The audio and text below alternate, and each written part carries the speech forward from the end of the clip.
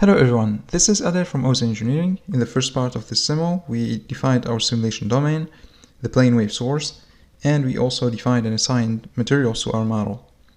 Now the next step is to create the M-harness cables, and to do that, let's start by hiding all objects and only keep the wires. So I'll click on the eye icon here, and we'll click here to show the wires. I will also hide the domain by clicking here.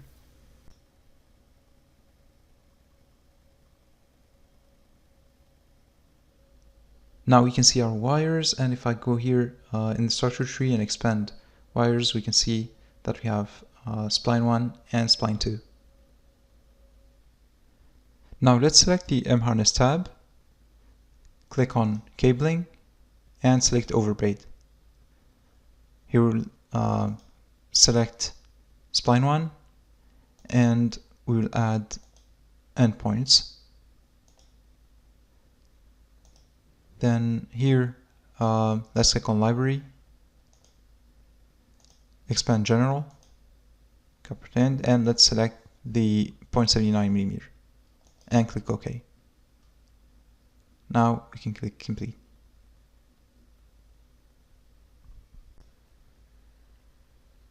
Here in the simulation tree, we can see overbraid 1 under harness. Now we will create a 26 AWG twisted shielded pair within the overbraid. So let's right click on overbraid 1, go to add and select shield. Here I'll select spline 1, and let's click here, go to library, expand general, and under TSP let's select the 26 gauge TSP and click OK. Here I'll click complete. As you can see, now we have shield 1 in the simulation tree. Now to add a conductor inside the shield, let's right click on shield 1, add conductor. Here we'll select spline 1. Let's click here, go to library, general, bare wire, and we'll use a 26 gauge wire. Let's click OK.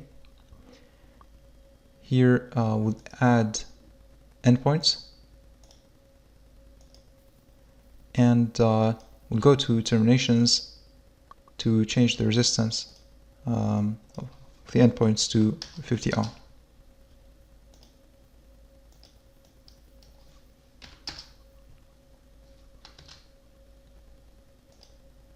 And now let's click complete. To add second conductor of the TSP, let's right click on conductor 1 and click copy.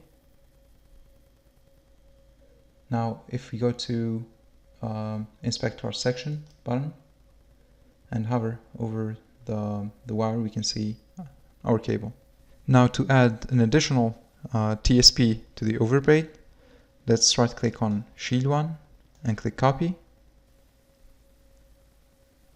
If we inspect our cable, we can see that we have the additional TSP there. Now we will construct the harness for the spline 2 cable, and to do that, let's go to cabling, overbraid.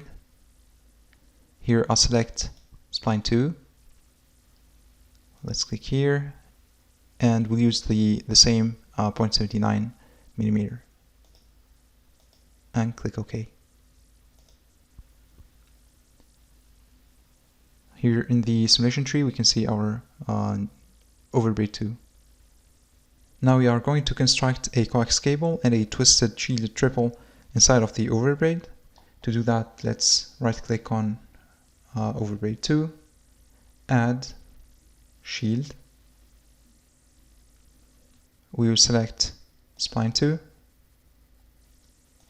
click here, let's go to library, expand general, let's expand singles, and select the 24 gauge single and click OK.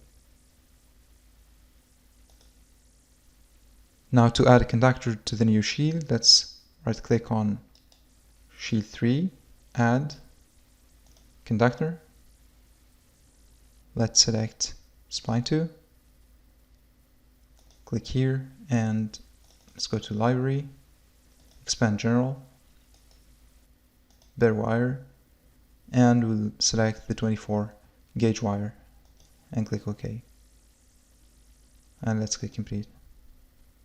Now to construct the TST, we will select a default cable from the mHarness library. So let's go to over braid 2, go to Add, and select Cable. Now we'll select Spline 2. I'll click here. Let's go to Library, Expand General, and let's go to TST. And here we'll select the 20 gauge TST.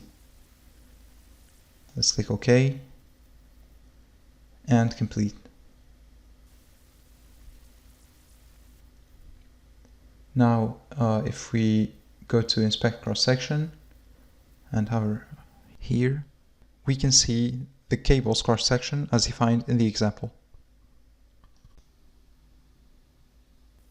Now that we have created our mHarness cables, let's create our current and voltage probes. And to do that, let's go to Cables, select Current. Here I'll select Spline 1, and I'll place the probe approximately halfway along the length of the cable. So let's place it here. And now let's select Layer 1 and click OK. Now we need to repeat the same steps to place the current probe on the Spline 2 cable. So let's click on Cable, Current. Let's select Spline 2, place the probe. Here we'll select Layer 1 and click OK. Now let's set up the voltage probes. To do that, let's go back to Cable and click Voltage. Here we'll select Spline 1. We'll place the probe somewhere in the middle. And we'll select Layer 3 and select Conductor 1. Then click OK. Now let's repeat the same steps for the Spline 2 cable.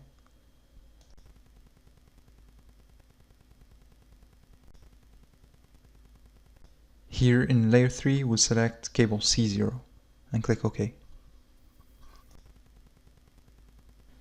Now we'll create the electric field probes that will capture the fields inside the canopy.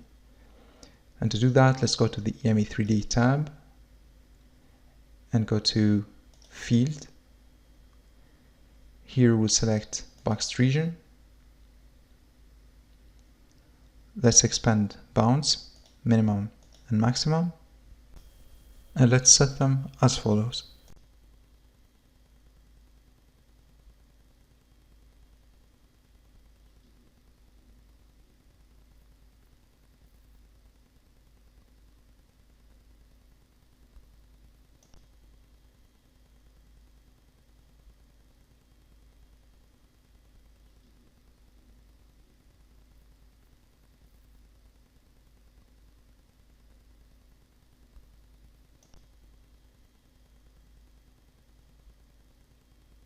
Now we are ready to mesh the model, so let's click on the Mesh button.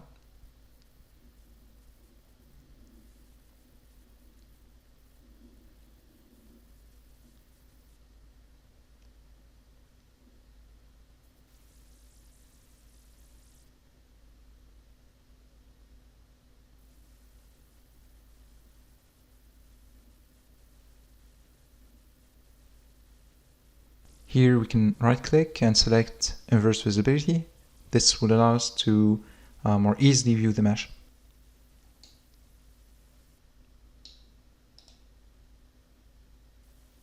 And now let's click on the Start button to run the simulation.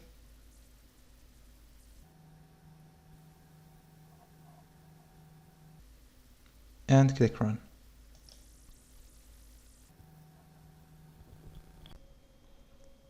Now that the simulation completed successfully, let's close these windows. And let's go to Results. We start by plotting the results from the feed probe. So let's right click on feed probe 1 and click Compute Feed Statistics. Here we select the planewave.dat file, click Open, and we'll keep the X, Y, and Z directions.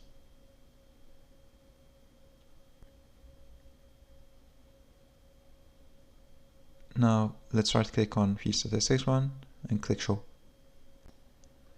And here, as you can see, we have the results from our feed probe. Now let's go back to results and let's plot the shielding effectiveness. We can change the scale by going to Configure, Chart.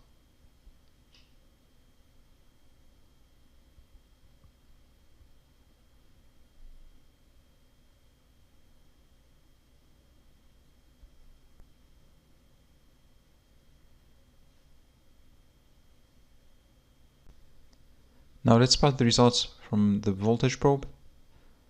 Let's right click on voltage probe 1 and click Plot. And here we see the results from our voltage probe 1. In this video we saw how to create M-harness cables, create current, voltage, and feed probes. We saw how to mesh and run the simulation and plot the results. This completes the HIRF coupling to an aircraft demo, available in the software examples. Thanks for watching and see you in the next video.